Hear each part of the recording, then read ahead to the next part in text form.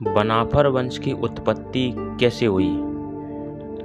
बनाफर वंश को लेकर कई मतभेद हैं। कोई कहता यह अहीर है, कोई कहता यह राजपूत ही नहीं है। इसलिए आप इस वीडियो को शुरू से लेकर अंत तक देखें, क्योंकि इस वीडियो में आपको बनाफर वंश की सारी जानकारी प्राप्त होने वाली है, जो आप किसी को भी जवाब दे सकते हैं।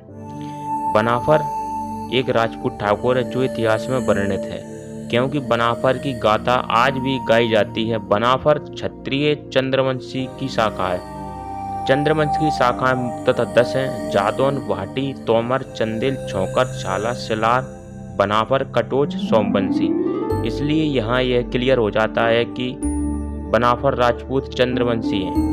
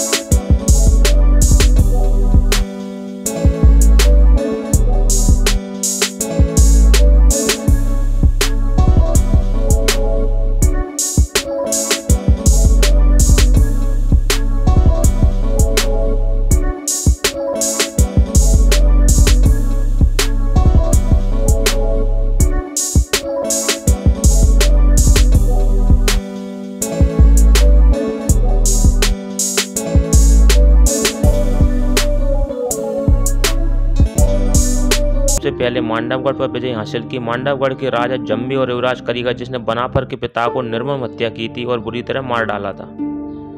बनाफर वंश में आगे जाकर 2 भाई जसराज और बत्सराज महोबा के चंदेल राजा परमार के सेनापति थे।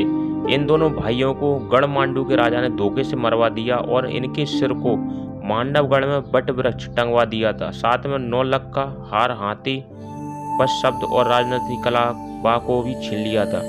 इन दोनों भाइयों के 2 पुत्र थे, जसराज के आला और उदल और बत्सराज के मलखान और सुल्तान। इन चारों भाइयों में आला सबसे बड़े थे। आला का ही दूसरा नाम बनाफर राय है। उन्हीं के वंशज आज बनाफर कहलाते हैं। बनाफर वंश का गोत्र कौंडिन्य, पाराशर, कश्यप, कुलगुरु गोरखनाथ और कुलदेवी शारदा माँ है।